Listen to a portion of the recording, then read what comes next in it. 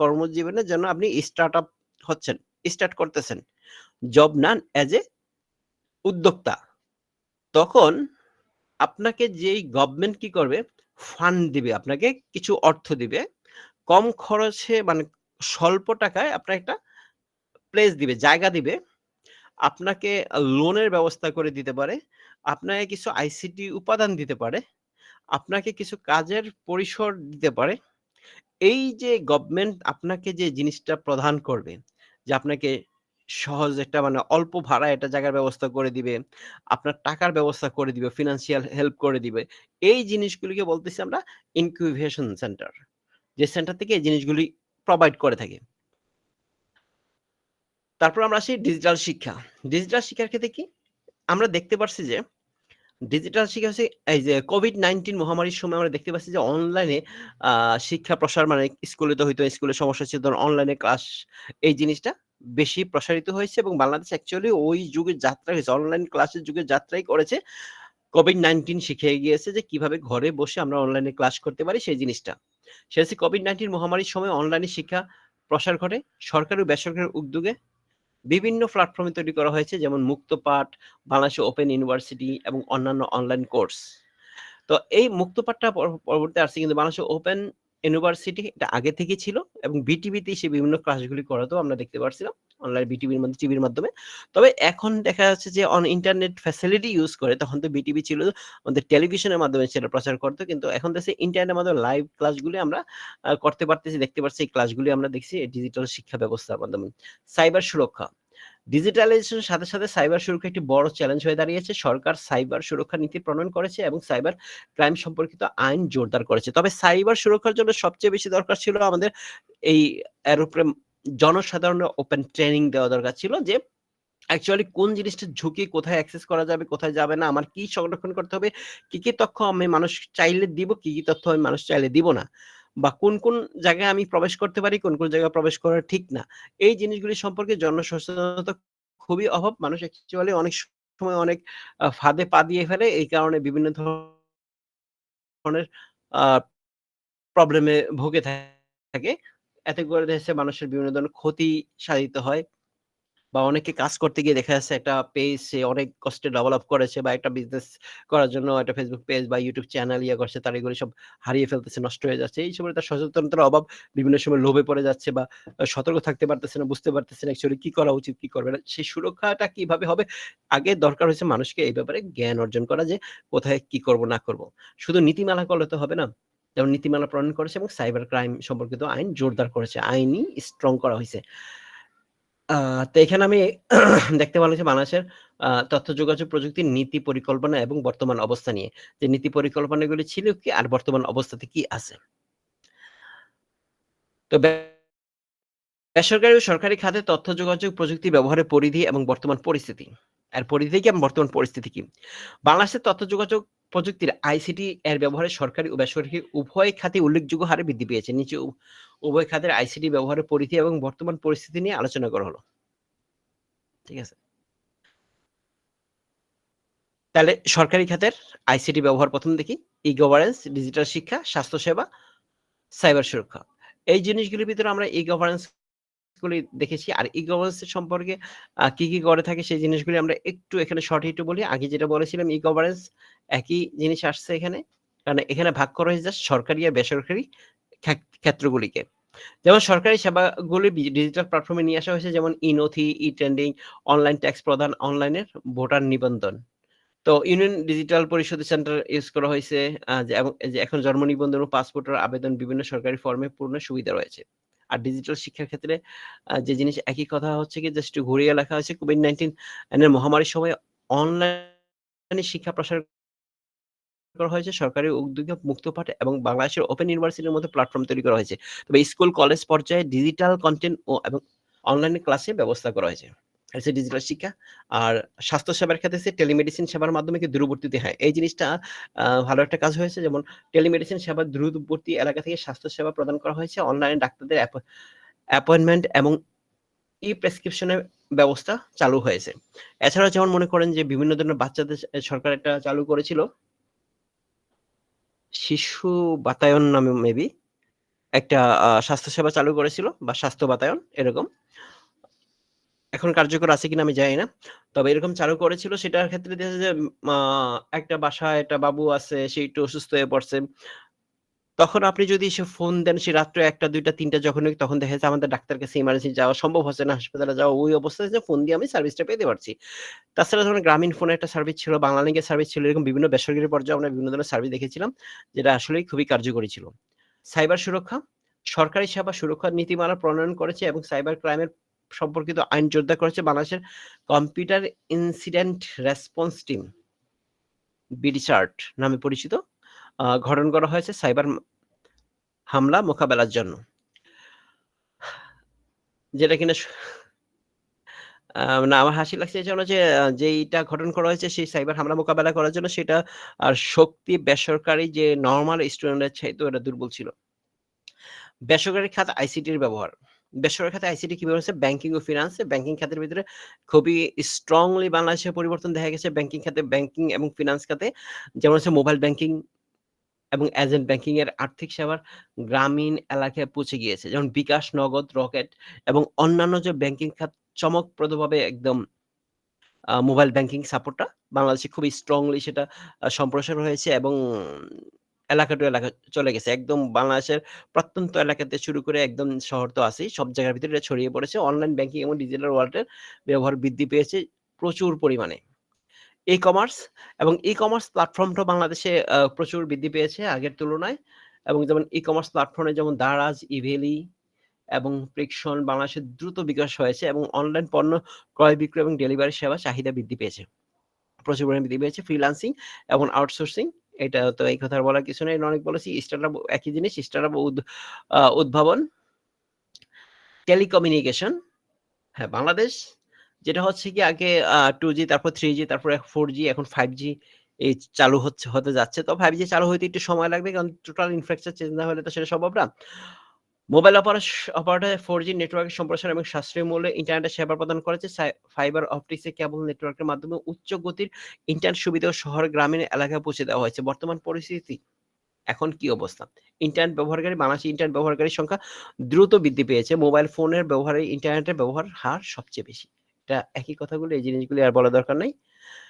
ই-গভার্নেন্স, e-commerce এবং ই-কৃষি এর ভিতরে যেটা হচ্ছে আ বলা দরকার যে এগুলি জাস্ট আলাদা, আলাদা ভাগ করা হয়েছে ই-নথি, ট্রেডিং এই জিনিসগুলা এগুলি পড়লে আপনি একটু বুঝতে পারবেন খুব ইজিলি। ই-কমার্স আচ্ছা, ই-কমার্স সম্পর্কে আমি একটু বলি। ই-কমার্স হলো কি? ই-কমার্স জিনিসটা হচ্ছে অনলাইনের মাধ্যমে আপনি কোনো পণ্য বা সেবা ক্রয় বিক্রি করার পদ্ধতি সেটাই হচ্ছে ই-কমার্স। অনলাইনে আমরা যে ধরনের যে পণ্য বা সেবা, কোনো পণ্য অথবা সেবা যদি গ্রহণ করি বিক্রি কেনা বেচার যে কাজটা করা হয় সেটাকে আমি বলছি ই-কমার্স। আর সেইটা আমরা কি করতেছি ডিজিটাল ওয়েতে পেমেন্ট করতে পারতেছি। আর বিভিন্ন সরকারি নীতিমালা নির্ধারণ করেছে তার উপরে করা আছে। আমাদের জানা দরকার ই-কৃষি। তো এখানে এইখানে যে কোয়েশ্চেন গুলি আছে এগুলির ভিতরে যেমন ই-কমার্স এবং ই-কৃষি এই ৩ টা কোয়েশ্চেনের মধ্যে একটা না একটা কোয়েশ্চেন আপনাদের শর্ট কোয়েশ্চেন হিসেবে আসবেই। ই-কৃষি হলো কৃষিক্ষেত্রে তথ্য ও যোগাযোগ প্রযুক্তির ব্যবহার। এর মাধ্যমে কৃষক উন্নত প্রযুক্তি ব্যবহারে তথ্য উৎপাদনশীল বৃদ্ধি করতে পারে। তবে বর্তমানে তার চেয়ে সবচেয়ে বেশি এই কৃষির ক্ষেত্রে আরেকটা জিনিস সবচেয়ে বেশি ইম্পোর্টেন্ট সামনের দিকে আসতেছে যেটা হচ্ছে এআই প্রযুক্তি এখানে ইনভলভ হচ্ছে এই কৃষির মধ্যে। এআই এখানে লেখা আছে এই জিনিসগুলা। আমরা এখানেই পড়ি। কৃষি তথ্য সেবা। কৃষকদের জন্য মোবাইল ফোনের মাধ্যমে কৃষি তথ্য প্রদান করা হচ্ছে যেমন আবহাওয়ার পূর্বাভাস, ফসলের রোগবালাই সম্পর্কিত তথ্য এবং বাজার দর। মানে এই জিনিসগুলি আপনি চাইলে ঘরে বসেই কৃষকরা জানতে পারতেছে যে আজকে আলুর দাম কত? তাইলে আমি বাজারে কত করে বিক্রি করতে পারতে পারি। তো এই যে সেবাটা পাচ্ছি তার জন্য কি হইছে কৃষকরা সঠিক মূল্য পাচ্ছে।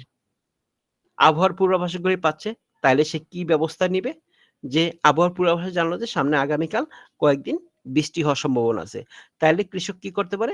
তার জমিকে ওইভাবে প্রস্তুত করতে পারে। যদি জমি শুকিয়ে থাকে সেখানে সেচ দিতে গিয়ে হবে কি হবে না সেটাও সে বুঝে ফেলতে পারতেছে।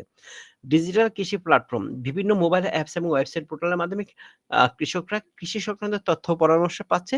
যেমন কৃষক বন্ধু, কৃষি তথ্য সার্ভিস হ্যাঁ, এই সার্ভিসগুলি আছে সেখান থেকে সেই তথ্যটা পাচ্ছে। সে যদি কোনো কিছু জানতে চায় সেখানে লিখে দিলে বা ফোন করেও সেরা সমাধান পাচ্ছে। স্মার্ট কৃষি। আইওটি ইন্টারনেট অফ থিংক, আইওটির ফুল অ্যাব্রিভিয়েশন হচ্ছে ইন্টারনেট অফ থিংক এবং এআই প্রযুক্তির মাধ্যমে স্মার্ট কৃষি পদ্ধতি চালু হয়েছে, যেমন সেন্সর ব্যবহার করে মাটির আর্দ্রতা এবং তাপমাত্রা পরিমাপ করতে পারতেছে। মানে মাটির মধ্যে যখন ওই ডিভাইসটা দেওয়ার সাথে, সাথে বুঝতে পারতেছে এই জমিতে আমার কি পরিমাণ আর্দ্রতা আছে। তাহলে আমি যে ফসলটা এখানে বপন করব, সেই ফসলটাকে এখানে বপন করাটা ঠিক হবে কি হবে না সেটা বোঝা যাবে। আমাকে কি সেচ দিতে হবে নাকি আরো ২ দিন অপেক্ষা করতে হবে মাটিটা একটু শুকানোর জন্য? সেটা সেই ডিভাইসের মাধ্যমে সে জানতে পারবে। এই কৃষি বাজার কৃষকরা অনলাইনে তাদের পণ্য বিক্রয়ের সুযোগ পাচ্ছে, যা বাজ বাজারজাতের খরচ কমিয়ে দিচ্ছে। আচ্ছা। এবার আমরা আসি, এটি একটু ইম্পোর্টেন্ট, ডিজিটাল আইন ২০১৮ এর প্রধান বৈশিষ্ট্যগুলি কি, কি? এটি একটু ইম্পোর্টেন্ট কোয়েশ্চেন।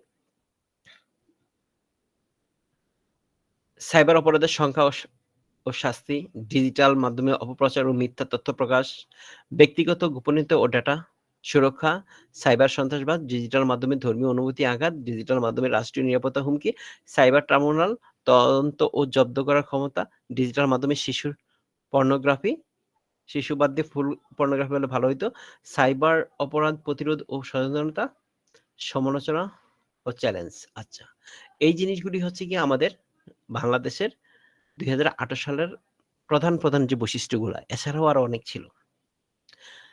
তো এই অ্যাক্টগুলি কি, কি? সাইবার অপরাধের সংজ্ঞা। এই আইনের বিভিন্ন ধরনের সাইবার অপরাধের সংজ্ঞা দেওয়া হয়েছে এবং তার জন্য শাস্তি বিধান রয়েছে। যেমন উদাহরণস্বরূপ হ্যাকিং, ডাটা চুরি, মেলওয়্যার ছড়ানো এবং ডিজিটাল জালিয়াতির মতো অপরাধের জন্য কঠোর শাস্তি বিধান করা।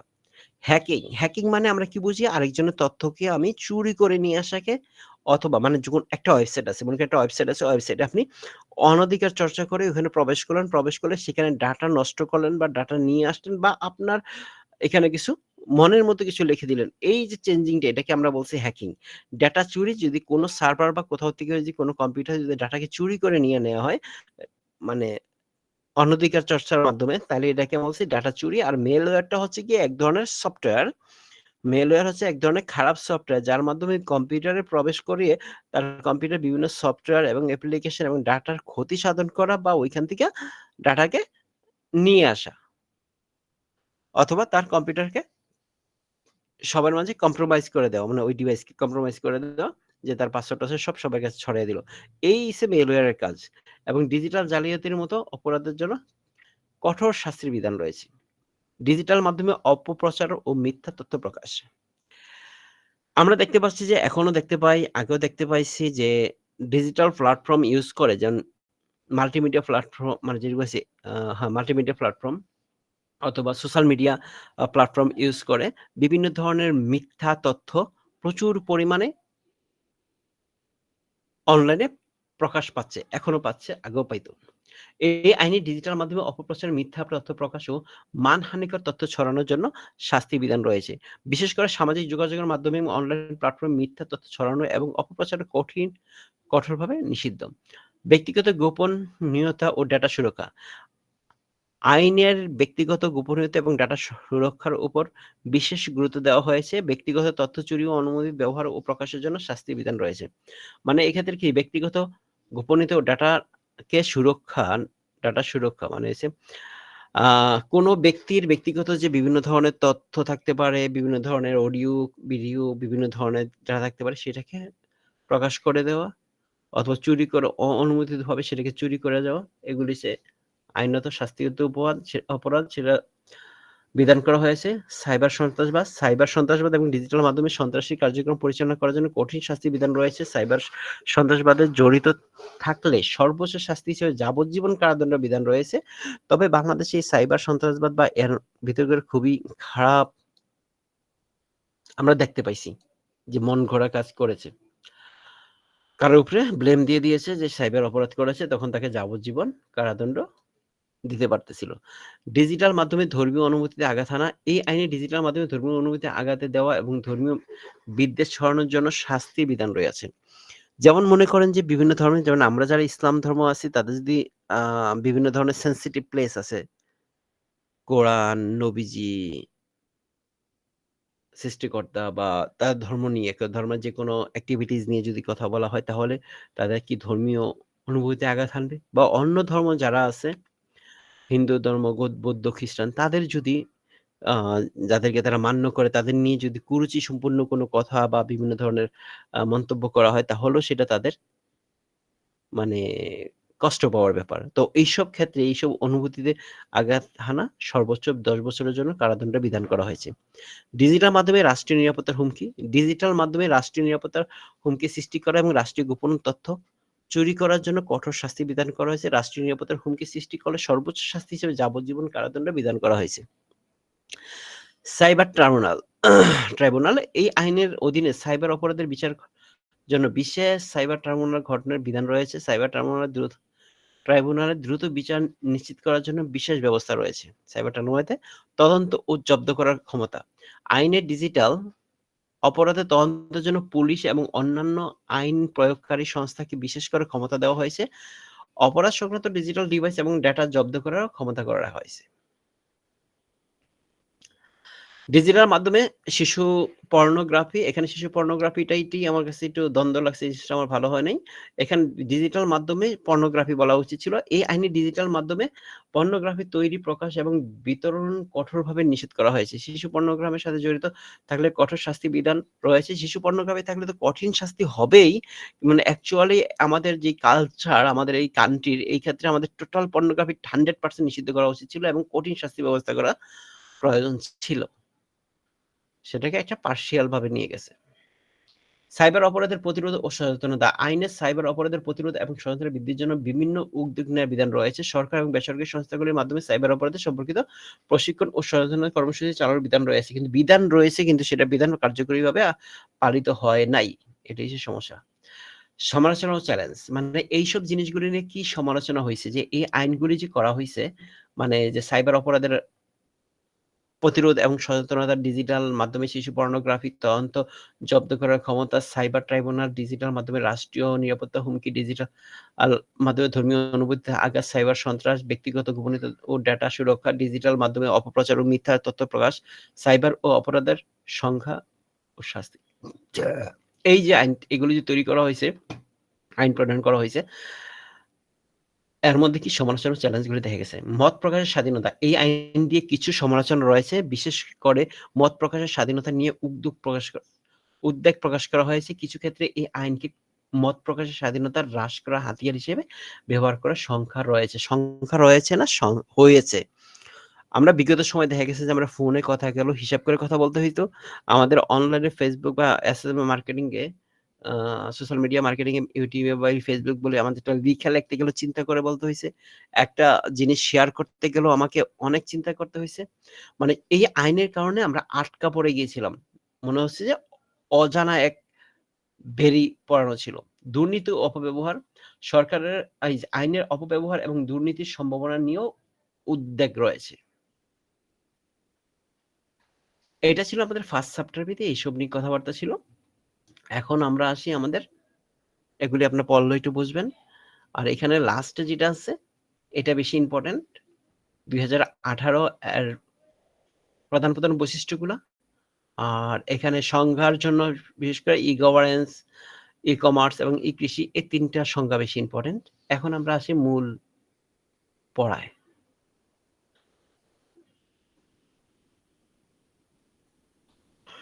সেটা হচ্ছে কম্পিউটার যন্ত্রাংশ এবং এর শ্রেণীবিভাগ।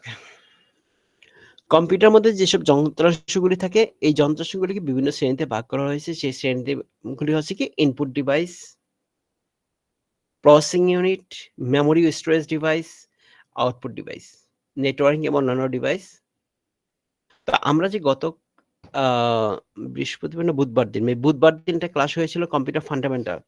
তো কম্পিউটার ফান্ডামেন্টাল এবং আইসিটির এবং অ্যাপ্লিকেশন গুলা এই ২ টা সাবজেক্টের ভিতরে কিছু জিনিস সিলেবাসের ভিতরে প্রায় একই রকম হইছে।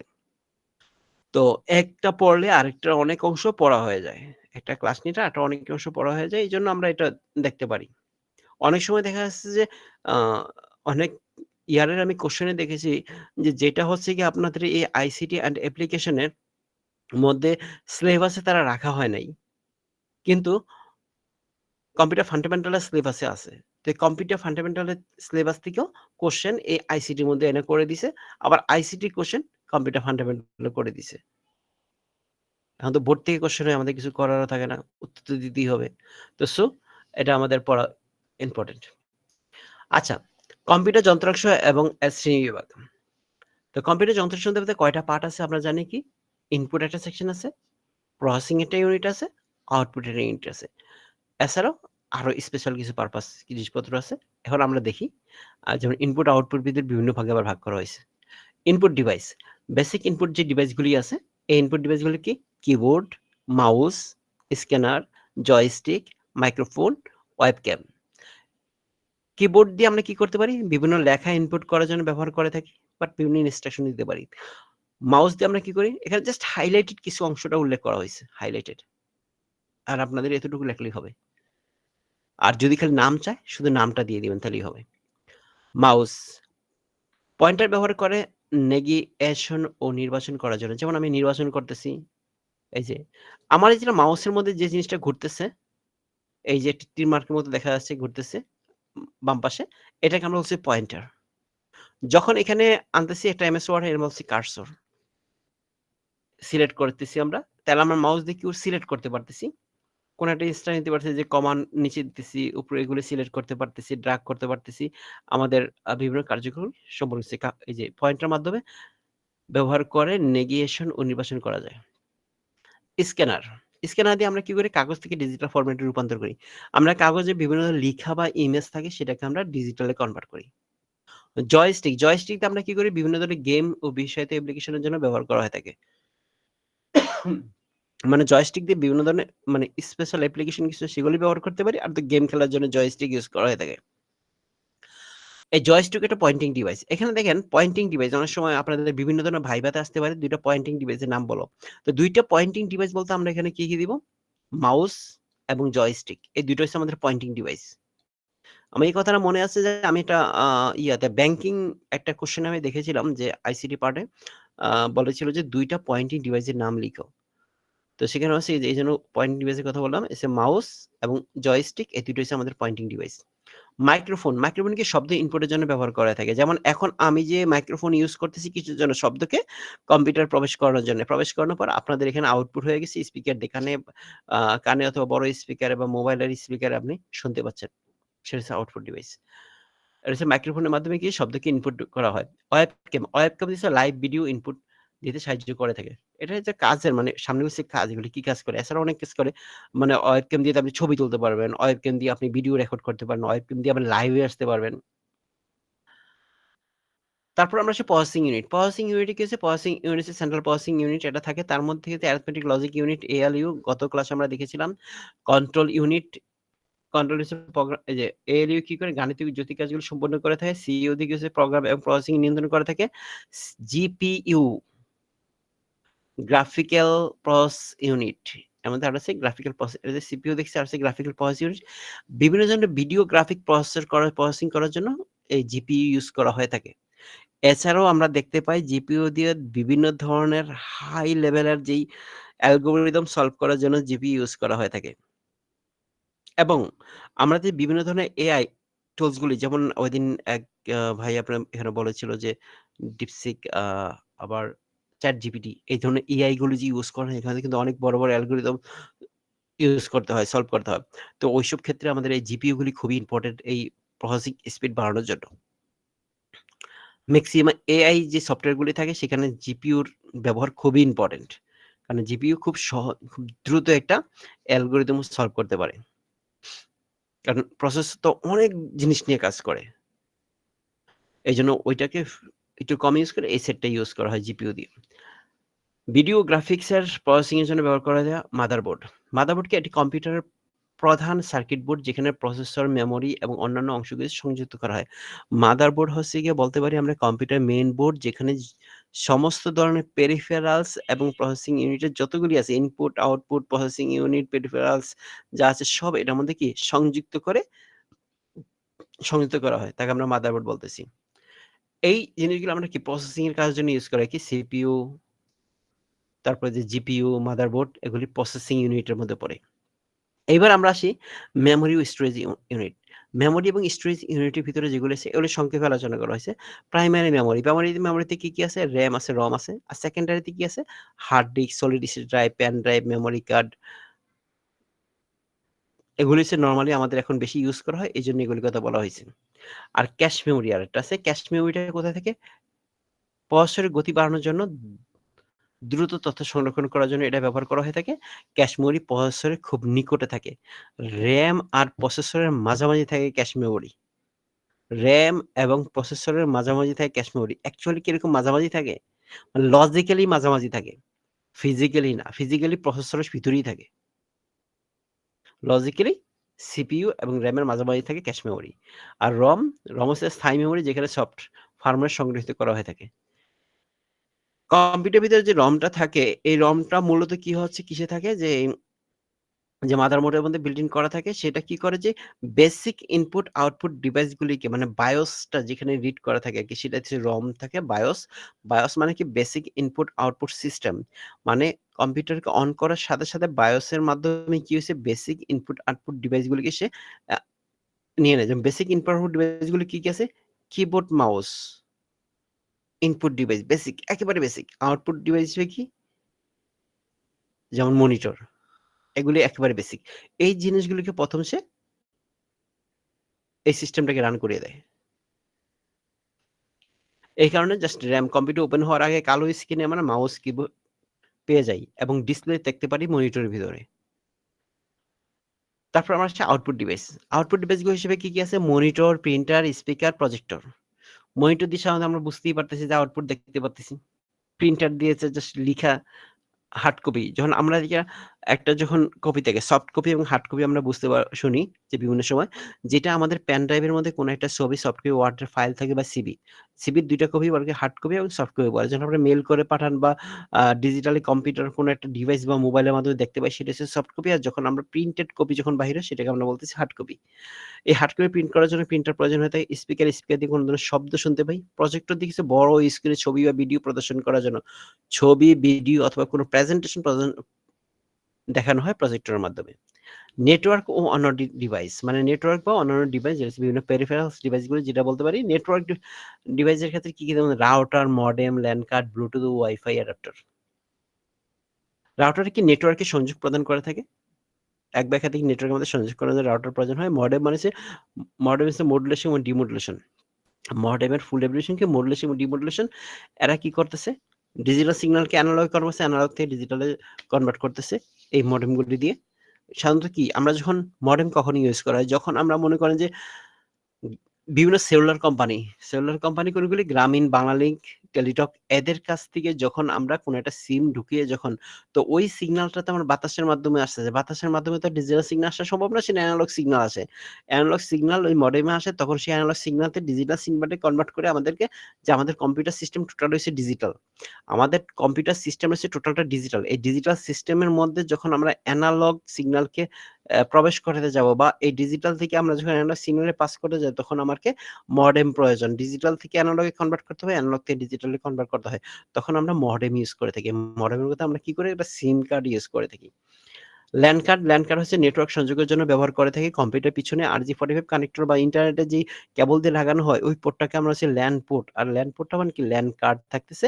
আমাদের ল্যান কার্ড বিল্ট ইন থাকে মাদারবোর্ডে। তবে এক্সট্রা আমরা লাগিয়েও ইউজ করতে পারি। যদি বিটিটা নষ্ট হয়ে যায় তখন আমরা এক্সট্রা লাগাইতে পারি। তখন আমাদের বিভিন্ন দেখবেন কি মাদারবোর্ডের মধ্যে বিভিন্ন এক্সপেনশন স্লট থাকে। PCI এক্সপেনশন বা PCI এক্সপ্রেস স্লট থাকে। এসব স্লটের ভিতরে আমরা যখন ওই ল্যান কার্ডকে বসিয়ে সেখানেও আমরা ইউজ করতে পারি। ব্লুটুথ ও ওয়াইফাই অ্যাডাপ্টার বেতার সংযোগ প্রদান করার জন্য। যেমন ব্লুটুথ ও ওয়াইফাই অ্যাডাপ্টারও আমরা ইউজ করতে পারি। ওয়াইফাই অ্যাডাপ্টার ইউজ করে আমরা যেমন আরো সিগন্যাল এক্সপেন্ড অন্যান্য ডিভাইসের সাথে কমিউনিকেশন করার জন্য ইউজ করে থাকি। আর ব্লুটুথ ডিভাইস ইউজ করে যেন মোবাইল থেকে কোনো ডাটা আদান-প্রদান করার জন্য মানে কি অন্য বাহিরের কোনো ডিভাইসেস থেকে কম্পিউটারের সাথে বিল্ড ইন করার জন্য এই ডিভাইসগুলো আমরা ব্যবহার করে থাকি। সাধারণত অনেক আগে এই ব্লুটুথ এগুলি এক্সপেনশন স্লটে ইউজ করা হইতো। এখন ওই USB পোর্ট দিয়ে ইউজ করতে পারি। তাইলে আমরা এখানে দেখলাম কি বেসিক ডিভাইসের ভিতরে কম্পিউটার যন্ত্রাংশের শ্রেণীবিভাগ যন্ত্রাংশের কয়টা ভাগে ভাগ করা হয়েছে? Input device, processing device, memory ও স্টোরেজ ডিভাইস আর হচ্ছে আউটপুট ডিভাইস। এখানে দেখেন ইনপুট ডিভাইসে আমরা দেখছি যে কি, কি জিনিসপত্র আছে, প্রসেসিং এ কি, কি জিনিসপত্র আছে, অন্য সফটওয়্যারে আমরা এই জিনিসগুলা মানে কম্পিউটার ফান্ডামেন্টাল এই জিনিসগুলো আরো বিস্তারিত বেশি আলোচনা করা আছে। আর মেমোরি ও স্টোরেজ ডিভাইসের মধ্যে যে জিনিসগুলি আছে সেটার ভিতরে একটা জিনিস আগে প্রচুর ব্যবহৃত হইতো। এরকম কয়েকটা ডিভাইসের নাম বলি। হার্ড ডিস্ক তো ছিল magnetic disk, solid state drive বা এসএসডি, সেটা হচ্ছে আমাদের বিভিন্ন চিপ ইউজ করা হয়েছে, মানে আইসি ইউজ করা হয়েছে, সিলিকন ডিভাইস।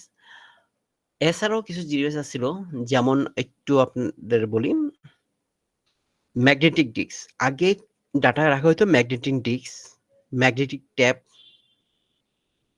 ম্যাগনেটিক ড্রাম, এগুলির মধ্যে ডাটা রাখা হতো। তো ম্যাগনেটিক যেই ফিতা, প্রথম আমরা বলি ম্যাগনেটিক ডিস্ক যেটা আছে, হার্ড ডিস্ক বলতে পারেন, হার্ড ডিস্ক যেটা ম্যাগনেটের প্রলেপ থাকে, এটা এখন বহুত ব্যবহৃত হয়েছে। আর ম্যাগনেটিক ড্রাম যেটা, ড্রামটা একদম ড্রামের মতো ছিল, বড় একটা ড্রামের মতো, এটার উপরে লিখত। আর ম্যাগনেটিক ফিতা যেটা হচ্ছে ক্যাসেট প্লেয়ার ভিতরে, ক্যাসেট গান বাজিত আগে ক্যাসেটে ট্রানজিস্টারের ভিতরে যে দিয়া গান শুনতো। আরটা ছিল জিপ কার্ড, যেটা হচ্ছে কি, আরটা ছিল ফ্লপি ড্রাইভ। ফ্লপি ড্রাইভ হচ্ছে মাত্র 2.5 ইঞ্চি, হ্যাঁ 2.5 ইঞ্চি সাইজের মেবি, না 3.5 ইঞ্চি। তো আর জিপটা একটু বেশি ছিল। এগুলি কম্পিউটারে ইউজ করা হইতো।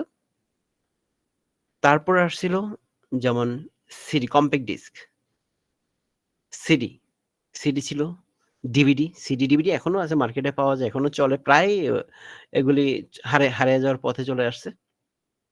আর হচ্ছে ব্লুরে ডিস্ক। ব্লুরে ডিস্ক ছিল সবচেয়ে বেশি জায়গা ছিল। তারপর কম বেশি জায়গা ছিল আপনার ইয়াতে, এই ডিভিডিতে। তার চেয়ে কম ছিল কম্প্যাক্ট ডিস্ক বা সিডিতে। এগুলি প্রায় হারিয়ে যাচ্ছে, এজন্য এখানে নামগুলি উল্লেখ করা হয় নাই। আর এখানে বিশেষত নেটওয়ার্ক ওয়ানার ডিভাইসগুলি আছে, আর হচ্ছে আউটপুট ডিভাইস আছে, এই জিনিসগুলো। এখন আমরা আসি বিভিন্ন ধরনের প্রিন্টার। যেসব প্রিন্টারগুলি মার্কেটে প্রচলিত আছে সেসব প্রিন্টারগুলি আমরা এখানে দেখি। প্রিন্টারগুলির মধ্যে দেখেন যেসব প্রিন্টারগুলো আমরা প্রিন্ট করে থাকি, প্রিন্ট হচ্ছে ইনজেক্ট প্রিন্টার, তারপর আছে laser printer, dot matrix printer, thermal printer, 3D printer, plotting printer. তো প্রথমে আসবে ইনজেক্ট প্রিন্টার। ইনজেক্ট প্রিন্টার কি? ইনজেক্ট প্রিন্টার হচ্ছে তরল কালির মতো।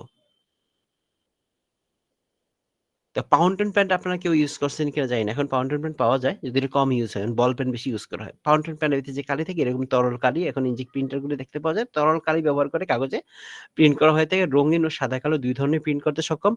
কম দামে পাওয়া যায়, তবে কালি তুলনামূলক ব্যয়বহুল। উচ্চ মানের ফটো প্রিন্টিং উপযোগী, ধীর গতিতে প্রিন্ট হয়ে থাকে। মানে এর বৈশিষ্ট্য, এই বৈশিষ্ট্যগুলি কি? এর হচ্ছে কি, তরল তালির মতো থাকে।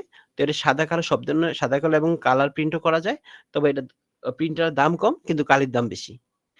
আর প্রিন্টের কোয়ালিটি খুব ভালো, নিখুঁত প্রিন্ট করা সম্ভব হয়, কিন্তু এটা খুব ধীর গতিতে কাজ করে। আর এটা সাধারণত কি করে, কোথায় ইউজ করা হয়ে থাকে ব্যবহার? ছোট অফিসে অথবা বাসাবাড়িতে ইউজ করা হয়। গ্রাফিক্স ও ফটো প্রিন্টিং এর জন্য ভালো প্রিন্ট করা যায়, কিন্তু এটা ব্যয়বহুল যেহেতু কালির দাম বেশি।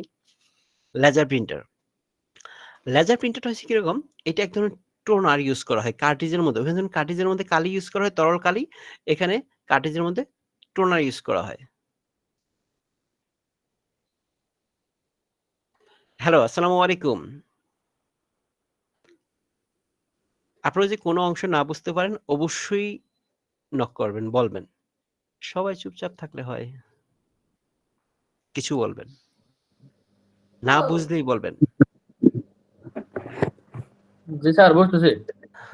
হ্যাঁ। তাইলে আছে আমাদের লেজার প্রিন্টার। লেজার প্রিন্টারটা কি বলছি? লেজার প্রিন্টারের মধ্যে থাকে কি? যেটা কার্ট্রিজ থাকে, কার্ট্রিজের মধ্যে টোনার থাকে। টোনার হচ্ছে একদম গুঁড়া কালি থাকে, মানে পাউডার কালি থাকে।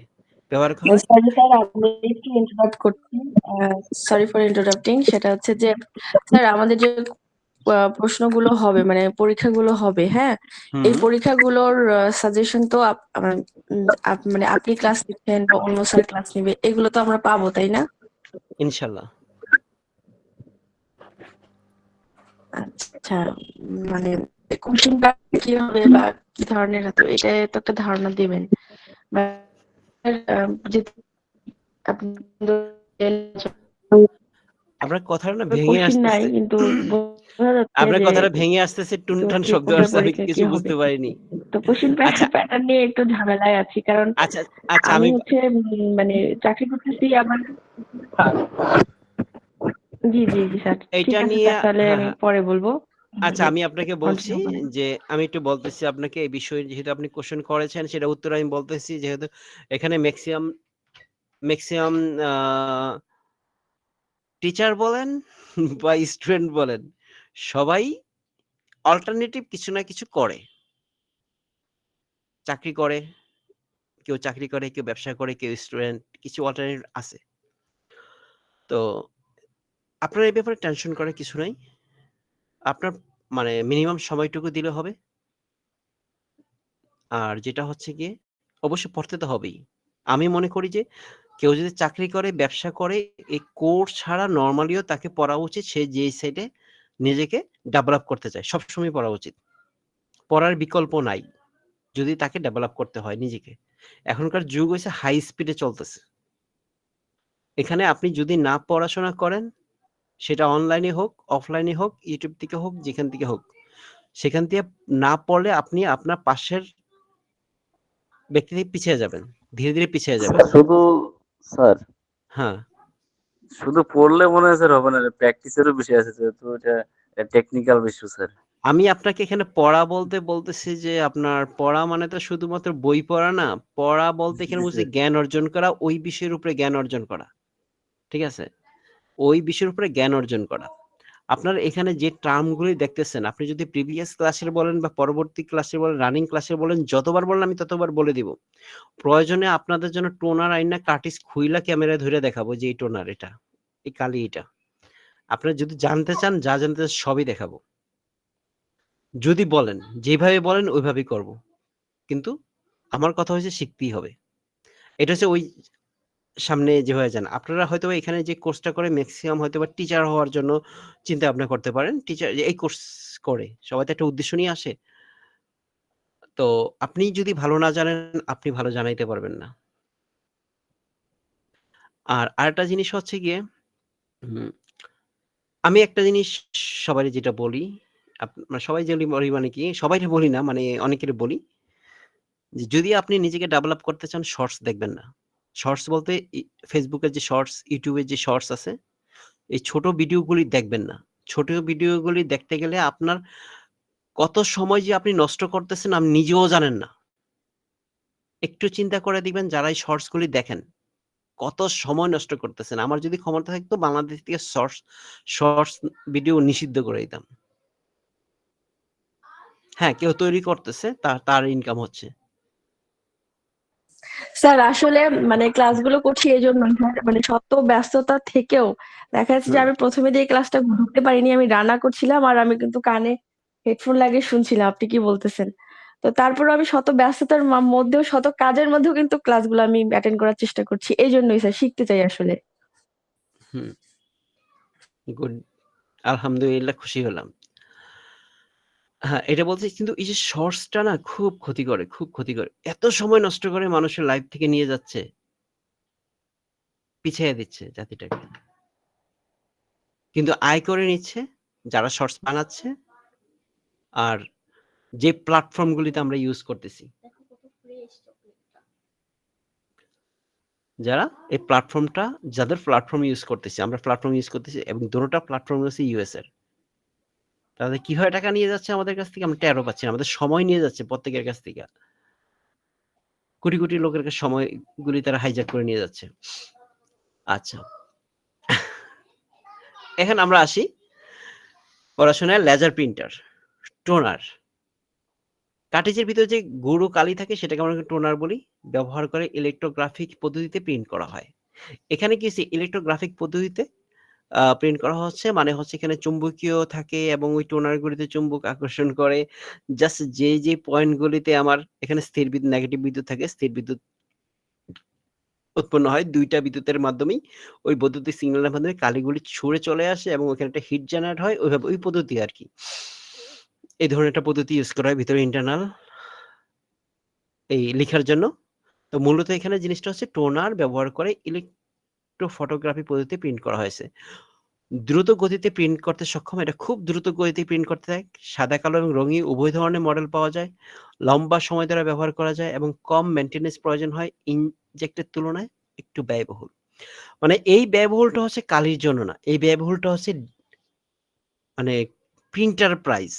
ইনজেক্টর থেকে লেজার প্রিন্টারের প্রাইস বেশি, কিন্তু কালি খরচ ইনজেক্টের চেয়ে কম। মানে প্রিন্টের পার পেজ হিসেবে প্রিন্টের খরচ কম এবং প্রিন্ট খুব দ্রুত হয়, প্রিন্ট কোয়ালিটি আলহামদুলিল্লাহ ভালো। অফিস ও বাণিজ্যিক ক্ষেত্রে এটা বেশি ব্যবহৃত হয়। উচ্চ পরিমাণে ডকুমেন্ট প্রিন্টের জন্য উপযুক্তি। ডট ম্যাট্রিক্স প্রিন্টার, এই ডট ম্যাট্রিক্স প্রিন্টারটা হচ্ছে ছোট ছোট পিন ব্যবহার করে কাগজের কালি বিন্দু বিন্দু বসিয়ে প্রিন্ট করা হয়।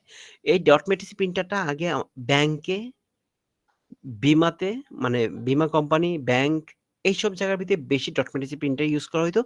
এবং আগে গার্মেন্টসে, আগে, এখন না, আগে গার্মেন্টসে যে স্যালারি শিট প্রিন্ট করা হতো তখন এই ডট ম্যাট্রিক্স প্রিন্টার দিয়ে প্রিন্ট করা হতো। এই ডট ম্যাট্রিক্স প্রিন্টারের ভিতরে হচ্ছে সাধারণত সাদা কালিতে প্রিন্ট করে, তবে কিছু রঙিন মডেলও আছে।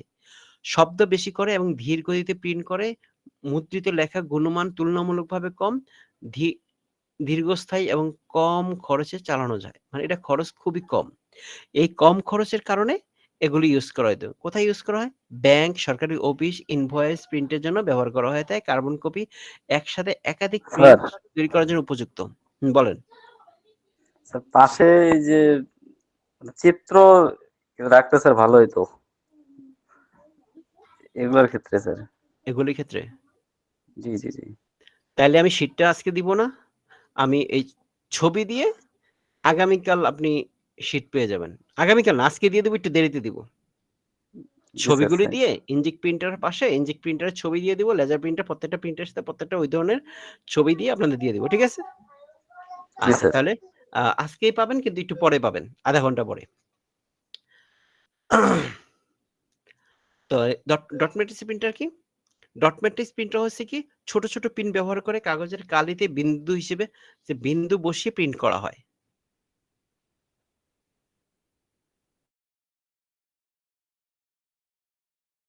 আর এটা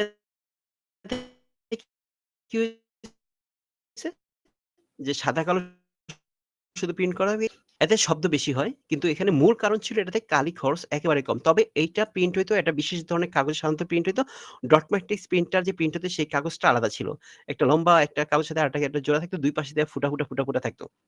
একদম বসাই দিত, বসাই দিলে টানা প্রিন্ট হয়ে চলে আসতো। এবং এগুলি সাধারণত ব্যাংকের এবং বিভিন্ন ধরনের যে ব্যাংক, সরকারি অফিস, ইনভয়েস প্রিন্টের জন্য ব্যবহার করা হইতো। এবং আমি দেখেছি কিছু গার্মেন্টসেও স্যালারি শিট অনেক প্রিন্ট দিতে হইতো, তখন এগুলি ক্ষেত্রে প্রিন্ট দেওয়া হইতো। আর এটাতে আরেকটা সুবিধা ছিল, একসাথে ২টা ৩টা পেজ প্রিন্ট দেওয়া যেত।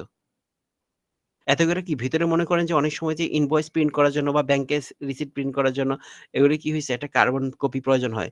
তখন হচ্ছে একটা কপি মেইন থেকে আরেকটা কার্বন কপি থেকে ভিতরে কার্বন কপিটাও প্রিন্ট করা সম্ভব হয়। মানে অটোমেটিক্যালি সেটাতেও লেখা হয়ে যায়।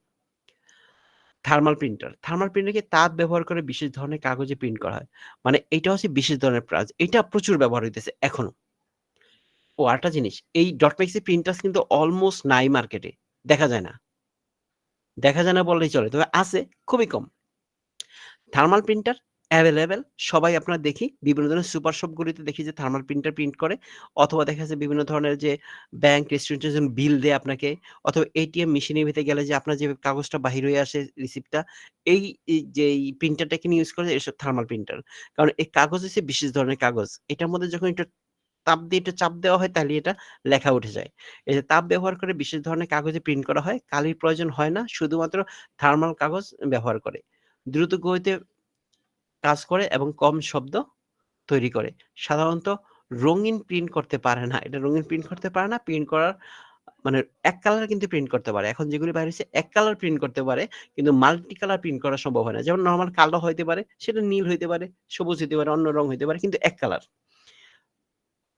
প্রিন্ট করা তথ্য সময়ের সাথে সাথে ফিকে হয়ে যেতে থাকে। মানে যেটা প্রিন্ট করা হয় সেটা যতদিন যাবে কিছুদিন পর, কয়েকদিন পরে দেখা যাবে যে এই লেখা আর নাই কাগজে, হারাইয়া যায়। এটা হচ্ছে থার্মাল প্রিন্টারের বৈশিষ্ট্য। আমরা এগুলো দেখতে পারি কোথায়? সুপার শপ, ব্যাংকিং, রেস্টুরেন্টে বিল প্রিন্টিং ব্যবহার করা হয়।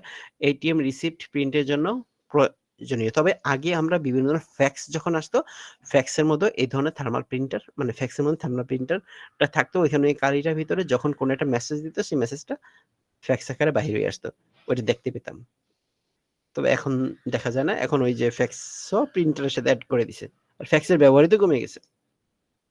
এবার আসি আমরা 3D printer.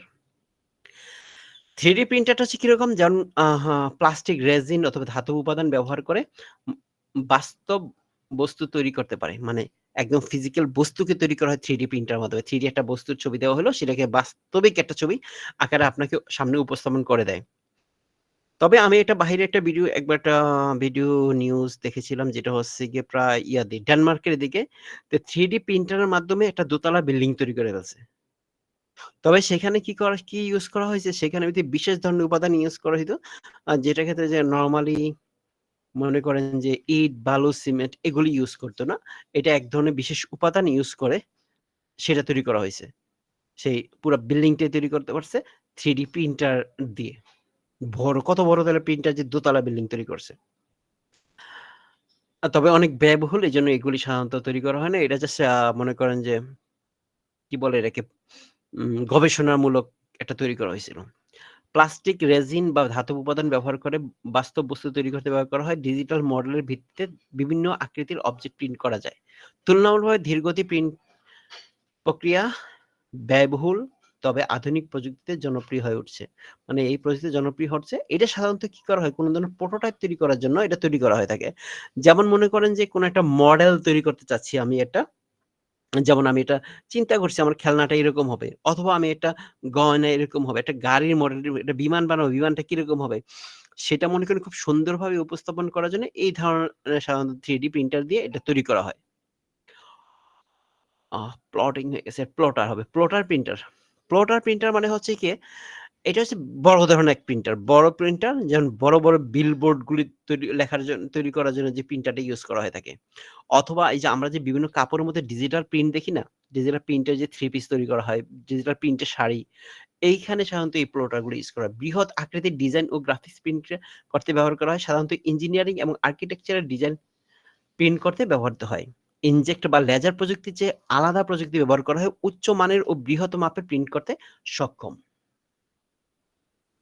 Engineering, blueprint, map, poster, banner printing এর জন্য ব্যবহার করা হয়ে থাকে। বিজ্ঞাপন ও শিল্পের ব্যাপক ব্যবহৃত হয়। বিভিন্ন ধরনের সাইনবোর্ড, ব্যানার আমরা দেখতে পাই যে ডিজিটাল যেই প্রিন্টগুলি হয়ে থাকে, যে বিভিন্ন বড়, বড় সাইনবোর্ডগুলি থাকে লাগানো বিলবোর্ডে। তো ওইসবের ক্ষেত্রে দেখা যাচ্ছে এই ডিজিটাল প্রিন্ট ইউজ করে। এখন তো ডিজিটাল প্রিন্ট মানে এই প্লটারে যে প্রিন্ট হয়, এই প্রিন্টগুলি প্রচুর পরিমাণে সব জায়গায় দেখতেছি। আগে যেসব জায়গায় দেখা যায় যে একটা কাপড়ের মধ্যে বিভিন্ন আর্টিস্ট লেখা কাগজে, মানে কাপড়ের মধ্যে লিখে তারপর ওইগুলি বিভিন্ন জায়গায় টানানো হইতো। এখন আর ওইগুলি হয় না। কারণ যে লিখতে খরচ হয়, কাপড়ের যে দাম সেটা দিয়ে সে নরমালি এখানে একটা প্লাস্টিক পেপারের ভিতরে প্রিন্ট দিয়ে ঝুলিয়ে দিচ্ছে কম সময়ে এবং খুব মানসম্মত। এটা আমরা দেখলাম প্রিন্টার। তাহলে প্রিন্টারে কি আমরা দেখতে পাচ্ছি? এখানে হচ্ছে inkjet printer, laser printer, dot matrix printer, thermal printer, 3D printer, plotting printer, plotter printer. এবার আমরা আসি স্ক্যানার এবং স্ক্যানারের মৌলিক বৈশিষ্ট্যগুলা। মানে স্ক্যানারের মৌলিক বৈশিষ্ট্য। একটা স্ক্যানার দিয়ে আমরা কি করি? স্ক্যানার দিয়ে কোনো কাগজ থেকে লিখা এবং ইমেজকে আমরা স্ক্যান করি। আর স্ক্যানার একটা কি ইনপুট ডিভাইস। তো এই যে এটার কি বৈশিষ্ট্য থাকতে পারে একটা স্ক্যানারের ক্ষেত্রে? সেই জিনিসগুলি আমরা এখন দেখব।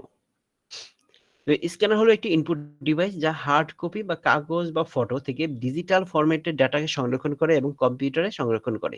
এটি মূলত ছবি, নথি বা অন্য যেকোনো মুদ্রিত উপাদানকে ডিজিটাল ইমেজে রূপান্তর করার জন্য ব্যবহৃত হয়। তো একটা স্ক্যানারের ক্ষেত্রে যে এই যে কি বৈশিষ্ট্য থাকতে পারে? রেজোলিউশন, একটা হচ্ছে রেজোলিউশন। তার রেজোলিউশনটা কিরকম? আর ওটা হচ্ছে স্ক্যানের গতি, কত দ্রুত সে স্ক্যান করতে পারে। রঙের গভীরতা, একটা কালার ডিপনেস কত ডিপনেস দিয়ে সে কালারটাকে নিয়ে আসতে পারে। সংযোগ ব্যবস্থা, সেটা কিভাবে সংযোগ হয়? ইউএসবি, ওয়াইফাই না ইথারনেট না ব্লুটুথ এর মাধ্যমে। স্ক্যানিং মোড, কোন স্ক্যানিং এ সে মুড করতে মানে অপারেট হইতেছে? এটা কি ব্ল্যাক এন্ড হোয়াইট এ, গ্রে স্কেলে না কালারে? স্ক্যানিং ফরম্যাটটা কি? স্ক্যানিং প্রযুক্তি কি? মাল্টিপেজ স্ক্যানিং করা যায় কি যায় না? ঠিক আছে? এখন আমরা সামনের দিকে আসি একটা করে। রেজোলিউশন জিনিসটা কি? আমরা যখন বিভিন্ন ধরনের বলি যে বিভিন্ন ছবি বা কোনো কিছুতে মানে যে রেজোলিউশন বেশি, রেজোলিউশন কম, এতে করে আমরা নরমালি বুঝি কি রেজোলিউশন বেশি মানে কি সেটার খুব ক্লিয়ার দেখা যাবে। তো এইখানে দেখেন একটা জিনিস কি, তো তো যেই স্ক্যানার দিয়ে হাই রেজোলিউশনের হবে, আর রেজোলিউশন মানে কি তার ডিপিআই কত? ডিপিআই মানে হচ্ছে ডট পার ইঞ্চি, মানে প্রতি ইঞ্চিতে কতটা ডট।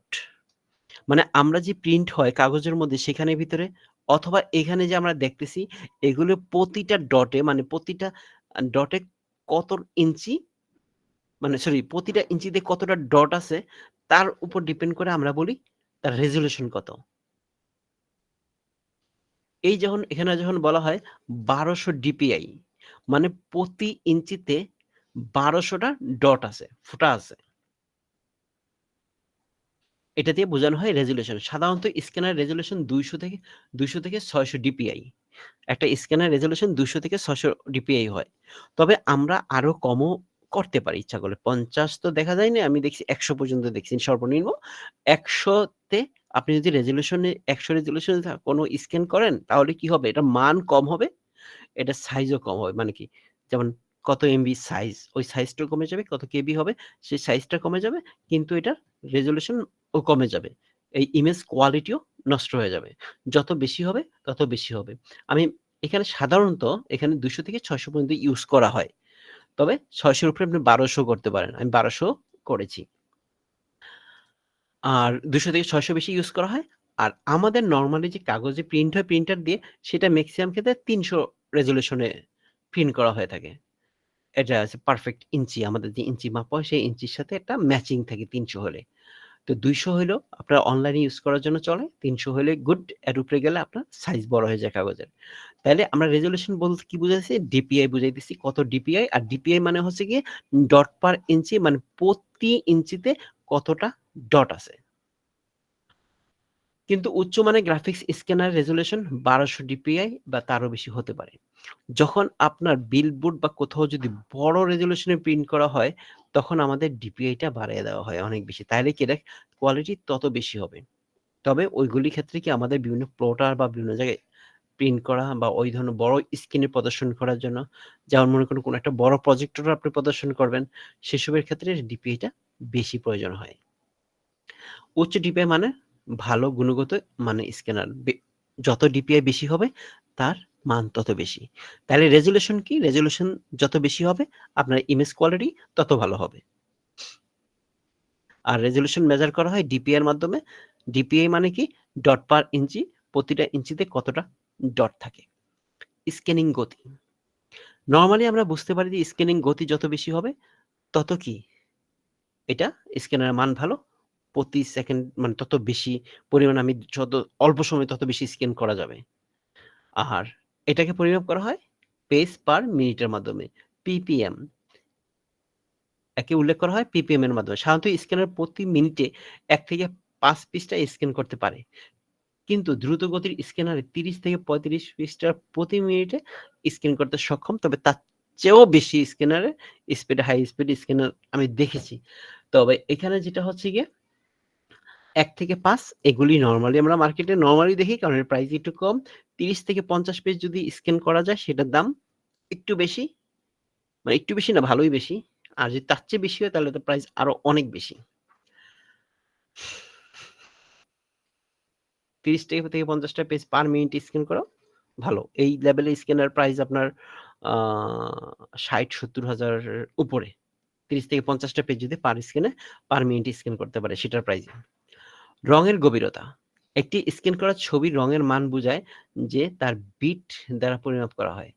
যা বিট দ্বারা পরিমাপ করা। সাধারণত স্ক্যানার 24 বিট বা 48 বিটের রং সমর্থন করে। 24 বিট বা 48 বিটের রং সমর্থন করে, তবে 120 বিটেরও আছে। তো সাধারণত 24 বিট থেকে বা 48 বিটের রং সমর্থন করে। উচ্চ রঙের গভীরতা মানে আরো নিখুঁত ও স্পষ্ট ইমেজ আসে। তবে নরমাল যে মানের যে প্রিন্টার গুলি আছে, স্ক্যানার গুলি আছে, সেগুলি সাধারণত 8 বিট ইউজ করা হয়। 8 বিট মাত্র। আমাদের কম দামি প্রিন্টার যে বাংলাদেশে যে 8-9 হাজার টাকা যে স্ক্যানার গুলি আছে, এই স্ক্যানার গুলি 8 বিট ইউজ করা হয়ে থাকে। তবে ওইগুলোতে 16 বিটও করা যায়। তবে এখানে বিট বাড়িয়ে দিলে স্ক্যান গতি অনেক কমে যায়। তবে এখানেও যত বিট বেশি হবে আমাদের ইমেজ কোয়ালিটি তত বেশি ভালো হবে। উচ্চ রঙের গভীরতার মানে আরো নিখুঁত ও স্পষ্ট ইমেজ আসে। বেশি হলে বেশি ইমেজ আসে। তাহলে সংযোগ ব্যবস্থা। এখানে আমি দেখলাম যে স্ক্যানার রেজোলিউশনের এসবের ভিতরে ইন্টারনাল সার্কিটে এটা হচ্ছে স্ক্রিন রেজোলিউশন, স্ক্যানের গতি এবং কালার ডেপথ। এখানে আমরা হচ্ছে সংযোগ। মানে ওই স্ক্যানারটা আমার কম্পিউটারের সাথে কিভাবে সংযোগ হবে সেটা। একটা সংযোগ আছে ইউএসবি। নরমালি আমাদের ইউএসবি কি আছে? ইউএসবি 2 অথবা ইউএসবি 3 আমরা দেখতে পাই। বেশিরভাগ সাধারণত স্ক্যানার ইউএসবি 2 অথবা ইউএসবি 3 হয়ে থাকে। আর ওয়াইফাই আধুনিক স্ক্যানার ওয়্যারলেস সেবা সংযুক্ত হতে পারে। বাট এখন এটা ওয়াইফাই স্ক্যানার অ্যাকচুয়ালি খুব কম। এখনো ওইভাবে আসে নাই। খুবই কম ওয়াইফাই স্ক্যানার। কারণ স্ক্যানারের মাধ্যমে যে ধরনের ইমেজগুলি আসে বা যত দ্রুত ডাটাকে আদান-প্রদান করা যায় সেটা একটু ভারী ডাটা হয়ে থাকে। এটা আছে কিন্তু খুব কম ওয়াইফাই স্ক্যানার। তা ইথারনেটের ভিত্তিক ব্যবহারের জন্য কিছু স্ক্যানার ইথারনেট কানেকশন সমর্থন করে থাকে। সাধারণত আমাদের যে ফটোকপি যে মেশিনগুলি আছে এগুলি মেশিনগুলিতেও আমাদের স্ক্যানার আছে। আমাদের ফটোকপি যে মেশিনগুলি আছে প্রতিটা ফটোকপি মেশিনেরও একটা স্ক্যানার হিসেবে কাজ করা যায়। তবে ওই ধরনের ডিভাইসগুলি অথবা বিভিন্ন মাল্টি প্রিন্টার যে জিনিসগুলি আছে মাল্টি প্রিন্টার যেগুলোতে স্ক্যান করা যায় এবং প্রিন্ট করা যায়, ওই ধরনের ডিভাইসগুলির মধ্যে আমাদের নেটওয়ার্ক ইথারনেট কানেক্টিভিটি ব্যবস্থা করা আছে। ওইগুলোতে আমরা ইথারনেট কানেকশন সমর্থন করে থাকি। আর ব্লুটুথ কিছু পোর্টেবল স্ক্যানার ব্লুটুথ ব্যবহার করে মোবাইল বা ট্যাবলেটের সাথে সংযুক্ত করা হয়ে থাকে। তবে সবচেয়ে বেশি ইউজ করা হয়েছে ইউএসবি। ইউএসবি স্ক্যানারই আমরা সবচেয়ে বেশি ব্যবহার করতে দেখে থাকি। সেকেন্ড পজিশনে আছে ইথারনেট। স্ক্যানিং মোড আমরা কিভাবে স্ক্যান করতে পারি? একটা স্ক্যান করতে পারি সাদা কালো, গ্রে স্কেল এবং কালার। তবে সাদা কালো স্ক্যান করা খুবই কম মানুষ ইউজ করে থাকে। মানে যেখানে শুধু সাদা কালো থাকবে। একটা কালার ইমেজ করলেও সেটা সাদা কালোতে সে কনভার্ট করে স্ক্যান করবে। গ্রে স্কেল মানে হচ্ছে গিয়ে জাস্ট আপনার ধূসর রঙের বিভিন্ন শেড সহ স্ক্যান করবে। যেমন মনে করেন যে সাদা কালো তো বুঝতে পারছেন একদম সাদা আর কালো এই ২ টা ভাগে ভাগ করে ফেলবে। আর গ্রে স্কেল মানে হচ্ছে কি যখন লাল রং আসবে সেটা একটু কি ধূসর বর্ণের হবে। আর কালোটা তো কালোই আসবে, সাদা তো একদম সাদা আসবে। এইভাবে সে ম্যাচিং করে যেটাকে আমরা ব্ল্যাক অ্যান্ড হোয়াইটও যদি বলতে যান, ব্ল্যাক অ্যান্ড হোয়াইট যে টিভিগুলি আমরা দেখছি আগে, টেলিভিশনগুলি বা কোনো একটা ভিডিওকে দেখতে পাই তখন কি দেখতে পাই? ওইটা হচ্ছে গ্রে স্কেল অ্যাকচুয়ালি। ওইটা ব্ল্যাক অ্যান্ড হোয়াইট না। গ্রে স্কেল টাইপের যেটা হচ্ছে অন্য কালার সেটা হালকা কালার আসে। যেমন মনে করেন যে আমি সিলেক্ট করেছি গ্রে স্কেল লেখাটাকে, এখানে দেখেন এটা কালো আর যে অংশে সিলেক্ট করেছি নিচেটা কি? গ্রে। এরকম কালার কম্বিনেশন কালারই বিভিন্ন ভাগ করে সেটা আমাকে কাছে প্রদর্শন করে থাকে। সেটা হচ্ছে গ্রে স্কেল। আর ব্ল্যাক আর কালার। কালার তো বুঝতেই পারছি সম্পূর্ণ রঙিন। এই কয়েকটা মোডে আমরা স্ক্যান করতে পারি। তবে প্রতিটা স্ক্যানারের ভিতরেই এই ৩ টা মিড ইউজ করা মোডে স্ক্যান করা যায়। Scanning format.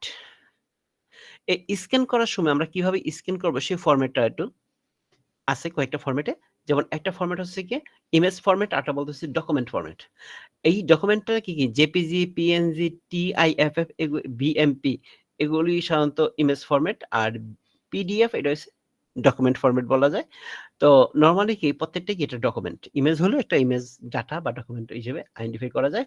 ইত্যাদি ফরম্যাটে আমরা প্রিন্ট করতে পারি, স্ক্যান করতে পারি। তবে এইটার ক্ষেত্রে হচ্ছে গিয়ে পিডিএফ আমরা মাল্টিপেজ করতে পারি।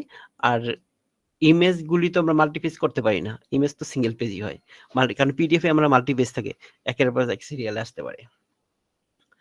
আরেকটা জিনিস হচ্ছে ওসিআর। ওসিআর হচ্ছে অপটিক্যাল মার্কার রিডার। মানে আপনার একটা ডাটা পেজ আছে, পেজের মধ্যে লেখা আছে।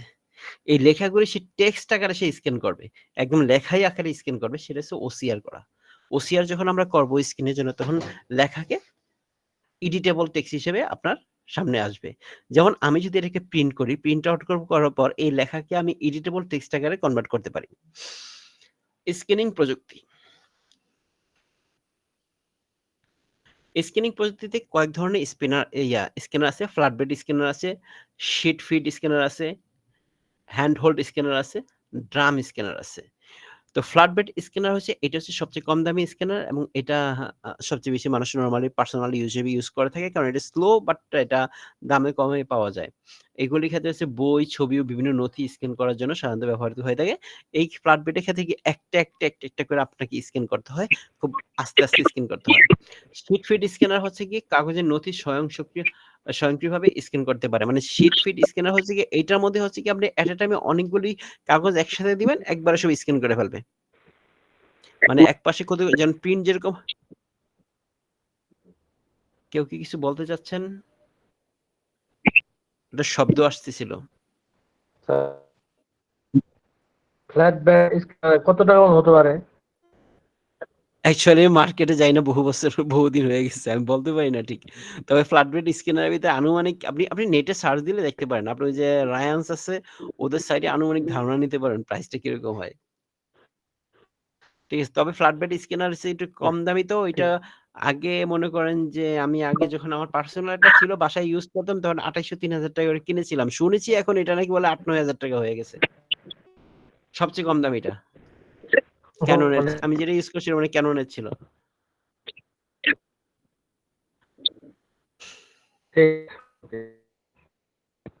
কথা ভেঙে আসতেছে, আমি ঠিক বুঝতে পারছি না।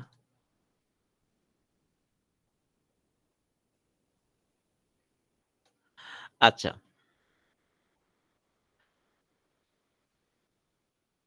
তারপর আসি sheet feed scanner. Sheet feed স্ক্যানারটা কি যেটা আমি বলতেছিলাম যে একসাথে অনেকগুলি পেজকে আপনি যদি দিয়ে দেন স্বয়ংক্রিয়ভাবে স্ক্যান করে ফেলে। ১০০, ২০০, ৩০০, ৪০০ যত পেজ দিবেন ধাপে একের পর এক স্ক্যান করে তার ফোল্ডারে যতগুলি দেওয়া যায়। হ্যান্ড হোল্ড স্ক্যানার এটা পোর্টেবল। মানে এটা জাস্ট হাতে ধরে স্ক্যান করা যায়। তো আরেকটা ড্রাম স্ক্যানার। খুব উচ্চ মানের স্ক্যান করার জন্য এটা স্ক্যান করা হয়। খুবই উচ্চ মানের স্ক্যান করার জন্য মানে যা আছে তাই হবে। এইসব স্ক্যান করার জন্য এটা স্ক্যান করা হয়। এগুলি সাধারণত প্রকাশনা কাজে যখন ইউজ করে তখন এগুলি ইউজ করে। প্রকাশকরা এটা বেশি ইউজ করে থাকে। যেমন একটা বই যখন স্ক্যান করে, একটা বই আছে, বইটাকে ওইভাবে ওই স্ক্যানার দিয়ে স্ক্যান করে হুবাহুব তাই আসবে। একটা পেজ আছে, পেজকে স্ক্যান করে ওইটা সাধারণত একদম প্রিন্ট করে দিবে। সব হুবাহুব যা আছে তাই সে প্রিন্ট হয়ে যাবে। সেটার ক্ষেত্রে এসব ইউজ করা থাকে। আপনার বিভিন্ন ধরনের প্রকাশনী সংস্থার ভিতরে গেলে ড্রাম স্ক্যানারটা দেখতে পাবেন। সাধারণত এছাড়া বাইরে ইউজ করতে দেখা যায় না। মাল্টিপেজ স্ক্যানিং মানে কিছু স্ক্যানার আছে পিডিএফ অটোমেটিক ডাটা ফিডারের সুবিধা দেয় এবং যা একাধিক পৃষ্ঠা স্বয়ংক্রিয়ভাবে স্ক্যান করতে সক্ষম। সে অটোমেটিক্যালি মাল্টিপেজ স্ক্যান করে থাকে। তো এটা গিয়ে শিট ফিডার স্ক্যান যে কাজটা করে আসলে মাল্টিপেজ স্ক্যানার একই কাজ করে থাকে।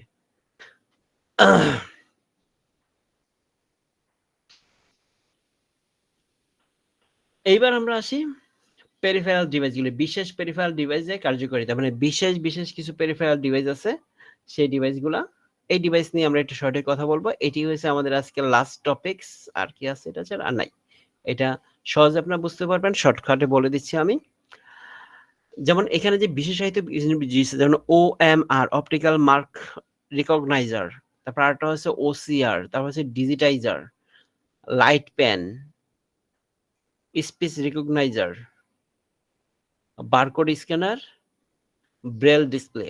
এখন আসি আমরা OMR কি? Optical marker reader. OMR আমরা অনেক সময় দেখেছি, অনেক কাজ করেছি। কখন করেছি? যখন SSC পরীক্ষা দিয়েছি, ইন্টারমিডিয়েট পরীক্ষা দিয়েছি, ওই সময় বিভিন্ন ধরনের বল পূরণ করেছি না? ওইটা যেই মানে যে ছোট ছোট গোল চিহ্ন বা দাগ দেওয়া হয় উত্তরপত্রের ফর্মে স্বয়ংক্রিয়ভাবে পড়তে পারে OMR প্রযুক্তি। এটি পরীক্ষার খাতায় এমসিকিউ, জরি ফর্ম, লটারি টিকিট ইত্যাদি স্ক্যানের উক্ত শনাক্ত করতে ব্যবহৃত হয়। OMR স্ক্যানার খুব দ্রুত এবং নির্ভুলভাবে তথ্য সংগ্রহ করতে পারে।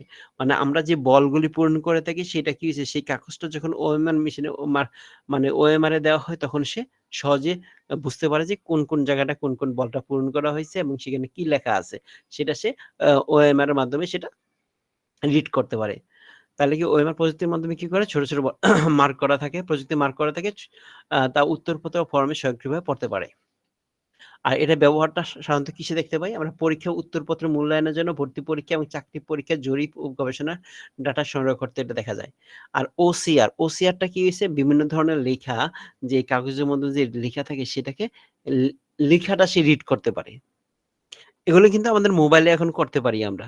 মোবাইলের মাধ্যমে বা Google Drive এর মধ্যেও আমরা কিন্তু বিভিন্ন ইমেজ যদি আমি এই ইমেজটাকে আমি যখন আল মানে এটাকে, এই লেখাটাকে, এই অংশটা আমি ছবি করে নেই, এই অংশটাকে যদি আমি ছবি আকারে নিয়ে নেই, সাপোজ মনে করেন যে আমি একটা সফটওয়্যার দিয়ে আমি এটাকে ছবি বানিয়ে ফেললাম। এতটুকু আমি ছবি বানিয়ে ফেললাম। এটা একটা ছবি হয়ে গেল, ফটো। এই ফটোটাকে যখন আমি Google Drive এ নিয়ে দিব, সে আমাকে কিন্তু এই লেখাটাকে করে দিবে। এই জিনিসটাই হচ্ছে গিয়ে আমাদের OCR করা। অথবা আমরা যেমন OCR তো ওই যে স্ক্যানের মাধ্যমে OCR করতে পারি। আর এটাতে মূলত কি হইতেছে? এই ইমেজগুলিকে এই যে OCR পদ্ধতি মুদ্রিত বা হাতের লেখা অক্ষরকেও কিন্তু ডিজিটালে টেক্সটে রূপান্তরিত করতে পারে। এই স্ক্যান করা নথি থেকে লেখা চিনতে পারে এবং তা এডিটেবল ফরম্যাটে সংরক্ষণ করতে পারে। এডিটেবল ফরম্যাট মানে কি? যেটা আমি পরিমার্জন করতে পারি সেটা হচ্ছে এডিটেবল, সেটা আমি চেঞ্জ করতে পারি। OCR সফটওয়্যার অক্ষরে ফন্ট, স্টাইল ও লেআউট শনাক্ত করতে সক্ষম। বই, পত্রিকা ও অফিসের ডকুমেন্টের ডিজিটালাইজ করা, ব্যাংকিং ও প্রশাসনিক কাজের জন্য ব্যবহৃত হয়ে থাকে। পিডিএফ নথিকে টেক্সটে রূপান্তর করা যায়। পিডিএফ নথিকে টেক্সটে কনভার্ট করার জন্য OCR ব্যবহার করা হয়। এখনকার আপডেটেড যে ডিসি ভার্সন মানে অ্যাক্রোব্যাট প্রফেশনাল এর ডিসি, ঠিক আছে? ডিসি ভার্সন গুলাতে একদম OCR বিল্ডিং করা থাকে, দেওয়া থাকে সফটওয়্যার মোডে। তারপর ডিজিটাইজার জিনিসটা কি? ডিজিটাইজার নামের সাথেই তার কার্যক্রমটা ব্যাখ্যা বোঝা যাচ্ছে। ডিজিটাইজার হলো একটি ডিভাইস যা হাতে আঁকা ডিজাইন বা ফ্রি হ্যান্ড ড্রয়িং ডিজিটাল ফরম্যাটে রূপান্তর করা যায়। মানে এটা হচ্ছে কি এটা এমন এক ধরনের জিনিস যেটা হচ্ছে কি ডিজিটালের মাধ্যমে কিছু কোনো একটা ছবিকে বা ফটোকে ফ্রি হ্যান্ডে আঁকাকে এগুলিকে সে ডিজিটালে কনভার্ট করে। কিভাবে কনভার্ট করে? এর জন্য কি থাকে? এটি একটি প্যান সেনসিটিভ সারফেস বা ট্যাবলেটের মাধ্যমে কাজ করে থাকে। ডিজিটালের মাধ্যমে স্কেচ, আইসোলেশন ও ব্লুপ্রিন্ট ডিজাইন করা হয়ে থাকে। মানে একটা ট্যাব যেরকম থাকে ওই ওই ডিজিটাইজারটা ঠিক এরকম। ওই ট্যাবের ভিতরে আপনি যখন ছবিটা আঁকবেন, যা করবেন সেটি আপনার কম্পিউটারে অটোমেটিক্যালি ডিজিটালে ওইখানে উঠে যাবে। আর মূলত অনেকটা লাইট পেনের মতো, বাট এটার ক্ষেত্রে একটু আলাদা। এখানের ভিতরে বিভিন্ন এগুলো কোথায় ব্যবহার করা তাহলে বুঝতে পারবেন। গ্রাফিক্স ডিজাইন ও অ্যানিমেশন তৈরি করার জন্য এটা ব্যবহার করা হয়ে থাকে। আর্কিটেকচারাল ডিজাইন ও ইঞ্জিনিয়ারিং ড্রাফটে ইউজ করে থাকে। চিকিৎসা ক্ষেত্রে রোগীদের হাতের লেখা ও স্কেচ বিশ্লেষণের জন্য এটা ব্যবহার করা হয়ে থাকে এই ডিজিটাইজার। জাস্ট ডিজিটালে কি করা হইতেছে?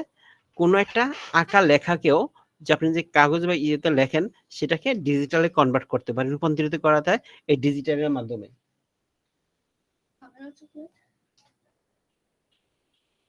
Light pen. লাইট পেনটা কি? লাইট পেনটা হচ্ছে কি এটা একটা বিশেষ ধরনের পেন যা মনিটর স্ক্রিনে সরাসরি লেখা যায়। পেনটা হচ্ছে কলমের মতো, বাট এই লাইট পেনটা হচ্ছে এটা এক ধরনের ট্যাবের মতো থাকে। আপনি এখানে ইউএসবি পোর্ট দিয়ে কম্পিউটারের সাথে লাগানো আছে। লাগানো থাকলে আমি যখন ওখানে লিখতাম তাইলে আপনার এখানে আমার যে লাইট পেন থাকতো ক্লাসগুলি নিতে আরো বেশি অনেক সহজ হইতো। যেমন তখন আমি কি করতে পারতাম মনে করেন লাইট পেনটা দিয়ে আমি এখানে টিক মার্ক দিতাম। তখন এই স্ক্রিনের সামনে একটা টিক মার্ক উঠে যেত। আপনার টিক মার্কটা বুঝতে পারতেন যে এই জায়গায় টিক মার্কটা দেওয়া হইছে। আমি এখানে যে কলম দিয়ে লিখতাম খাতার মতো করে, ওইখানে আপনার এখানে মনিটর স্ক্রিনের ভিতরে সেটা লেখা উঠে যেত। সেটা হচ্ছে লাইট পেনের কাজ। যেমন এটি একটি বিশেষ ধরনের পেন যা মনিটর স্ক্রিনে সরাসরি লেখা বা ডিজিটাল ইন্টারেকশনের জন্য ব্যবহৃত হয়ে থাকে। সিআরটি ক্যাথোড রে টিউব স্ক্রিনের সাথে বিশেষভাবে কার্যকর। লাইট পেন একটি অপটিক্যাল সেন্সর ব্যবহার করে যা স্ক্রিনের নির্দিষ্ট পিক্সেলের আলো শনাক্ত করতে পারে। আচ্ছা, ডিজিটাল চিত্র আঁকা ও ডিজাইন করার জন্য মেশিনের ইন্টারফেস ও ক্যাড সফটওয়্যার ব্যবহৃত হয়। সামরিক ও বৈজ্ঞানিক গবেষণার ক্ষেত্রে স্ক্রিনে সরাসরি লেখার জন্য ব্যবহার করা হয়ে থাকে। আর হচ্ছে স্পিচ রিকগনাইজার। স্পিচ রিকগনাইজারটা কি? একটি মানুষের কণ্ঠস্বর শনাক্ত বিশ্লেষণ করার জন্য তার ডিজিটাল টেক্সটে রূপান্তর করতে পারে। এগুলি সাধারণত আমরা মোবাইলের মধ্যে আমি দেখতে পারি। যেমন মনে করেন হোয়াটসঅ্যাপে যখন আমরা বাংলা বা ইংলিশে যখন কথা বলি এখন দেখা যাচ্ছে যে বা যেকোনো জায়গার ভিতরে আমরা লিখলে আমরা মুখ দিয়ে বললেই যখন মুখের কথা সরাসরি টেক্সটে কনভার্ট হয়ে যাচ্ছে। যেমন আমরা যখন বিভিন্ন ধরনের গুগলকে বা চ্যাট জিপিটিকে আমরা কিন্তু সরাসরি কথা বলতে পারি।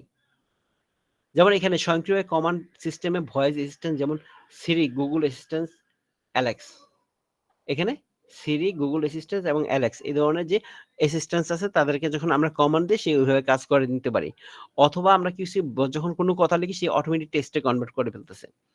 Smartphone virtual assistant voice command অক্ষম ব্যক্তিদের জন্য স্পিচ টু স্পিচ সুবিধা কল সেন্টার ও স্বয়ংক্রিয় উত্তরদাতা সিস্টেমে এখানে স্পিচ রিকগনিশন হিসেবে ইউজ করা হয়ে থাকে। শব্দ ফ্রিকোয়েন্সি ও স্বর শনাক্ত করার জন্য এআই ও মেশিন লার্নিং এ ব্যবহার করা হয় এই স্পেস রিকগনাইজার। এইবার আমরা আসি বারকোড স্ক্যানার। আমাদের মোবাইলের ভিতরে এখন দেখতেছি বারকোড স্ক্যানার আছে এবং আরেকটা আছে QR scanner. QR code scanner, barcode স্ক্যানারটা আগে আসছে এজন্য কিউআর কোড আর বারকোড স্ক্যানার একই নামে এখানে প্রদর্শন করা হইতেছে। এর মাধ্যমে বারকোড স্ক্যানার লেজার ও ক্যামেরায় সেন্সর ব্যবহার করা হয় বারকোড শনাক্ত করা হয় এবং তা ডিজিটাল তথ্য হিসেবে পাঠায়। প্রতিটি বারকোডের মধ্যে থাকা ইউনিক নম্বর বা তথ্য শনাক্ত করতে সক্ষম। আগে বারকোডে শুধু ইউনিক নাম্বার ছিল, ওয়ানলি নাম্বার ছিল। যখন কিউআর কোডটা আসলো তখন এখানে বিভিন্ন তথ্য থাকতেছে। মানে একটা কিউআর কোডের ভিতরে একটা লোকের নাম থাকতে পারে, শুধু নাম না একটা চিঠিও থাকা সম্ভব, একটা প্যারাগ্রাফও থাকতে পারে। কারণ কিউআর কোডের মধ্যে শুধু বারকোডের মধ্যে শুধু নাম্বার থাকে, কিন্তু কিউআর কোডের ভিতরে তো শুধু নাম্বার থাকে না, কিউআর কোডের ভিতরে একটা প্যারাগ্রাফও থাকতে পারে। শনাক্ত সম্ভব বারকোড স্ক্যানার দ্রুত ও নির্ভুল তথ্য পড়তে পারে। আমাদের মোবাইলের ভিতরে এখন প্রত্যেকের মোবাইলের ভিতরে সাধারণত দেখা যাচ্ছে যে কিউআর কোড বা বারকোড রিডার থাকে। ওই বারকোড বা কিউআর কোড রিডার দিয়ে সেটা আমরা রিড করতে পারি। সাধারণত এই জিনিস কি হচ্ছে, কোনো একটা তথ্য এখানে আছে তখন এই স্ক্যানার দিয়ে আমরা সেই তথ্যটা নিতে পারি। ব্যবহার সুপার শপ স্টোরেজের পণ্য স্ক্যানিং, লাইব্রেরিতে বই ম্যানেজমেন্ট, লজিস্টিক ও ইনভেন্টরি ম্যানেজমেন্টের ক্ষেত্রে এই বারকোড স্ক্যানারটা দেখা যায়। এবার আসে ব্রেল ডিসপ্লে। ব্রেল ডিসপ্লেটা সম্পর্কে কে কি পরিচিত আছেন কিনা আমি জানি না, তবে ব্রেল এটা খুব কম লোকই এর সাথে পরিচিত আছে। সাধারণত দৃষ্টিহীন ব্যক্তির জন্য ব্রেল ভাষা ডিজিটাল টেক্সটে রূপান্তর করতে ব্যবহার করা হয়ে থাকে। মানে এই ব্রেল ডিসপ্লে এটার মাধ্যমে যদি আপনাদের থাকে তাহলে মানে আপনার থাকে মানে কি, যদি একটা অন্ধ লোকের কাছে থাকে সে কিন্তু কম্পিউটার চালাতে পারবে। আমি একটা অন্ধ লোককে দেখেছি, সে কম্পিউটার আমাদের মতো একদম সুন্দরভাবে চালাইতেছে। সে সুন্দরভাবে সে এই তার স্পেশাল যদিও উইন্ডোজটা ছিল, সে সুন্দরভাবে কম্পিউটার চালাইতেছে, ব্রাউজ করতে সব কাজ করে বেড়াচ্ছে এবং কম্পিউটার টাইপ টুপ সবকিছু। সে কিন্তু অন্ধ। একটি মানুষের কণ্ঠস্বর শনাক্ত ও বিশ্লেষণ করা, এটা না সরি এটা হচ্ছে ব্রেল ডিসপ্লে। দৃষ্টিহীন ব্যক্তির জন্য ব্রেল ভাষা ডিজিটাল টেক্সট রূপান্তর করতে ব্যবহার করা হয়। স্ক্রিনে লেখা ব্রেল ফরম্যাটে রূপান্তর করা হয় এবং যা স্পর্শ করে পড়া যায়। কম্পিউটার, স্মার্টফোন এবং অন্যান্য ডিজিটাল ডিভাইসের সাথে সংযুক্ত করা যায়। মানে দৃষ্টিহীন ব্যক্তির জন্য ইলেকট্রনিক্স বই ও তথ্য পড়ার ব্যবহৃত শিক্ষা ক্ষেত্র ও চাকরির ক্ষেত্রে বর্ধিত। এই ব্রেল ডিভাইসের মাধ্যমে সে কি করতে পারে, ব্রেল ডিসপ্লের মাধ্যমে সে সহজে হাত দিয়ে মানে কম্পিউটার মনিটরটা যে ব্রেল ডিসপ্লে ইউজ করে সে যখন হাত দিলে সে পড়তে পারে যে যেখানে কি লেখা আছে এবং কি দেখাচ্ছে সবকিছু সে পড়তে পারে এবং কিবোর্ডে টাইপ দিতেছে, টাইপ করে করে সে লিখে যাচ্ছে, সে কাজ করতে পারতেছে কম্পিউটারে। মানে কোন একটা অন্ধ লোকের জন্য বিশেষ ডিসপ্লে হয়েছে ব্রেল ডিসপ্লে। তাহলে এখানে আমরা আর ব্রেল ডিসপ্লে এই ব্রেল ডিসপ্লেতে সে স্ক্যানার কি করতেছে, মানে সেই স্ক্যানার কি, এই যে এখানে আমরা যেহেতু স্ক্যানার গুলি বলতেছি বা স্ক্যানার তো এটা তো হচ্ছে কি স্পেশাল ডিভাইস, ঠিক আছে। ব্রেল ডিসপ্লে এমন একটা স্পেশাল ডিভাইস যেটা কি শুধুমাত্র অন্ধ লোকের এটা কাজে লাগে। তাহলে এই বিশেষ স্পেশাল ডিভাইসের মধ্যে আমরা দেখলাম এখানে OMR, OCR, digitizer, light pen, speech recognizer, barcode scanner. তবে ব্রেল ডিসপ্লেটা আপনাদের পরীক্ষার জন্য ইম্পর্টেন্ট না, জাস্ট জানার জন্য দিছি। এটা না পরীক্ষায় এটা আসবে না কখনোই।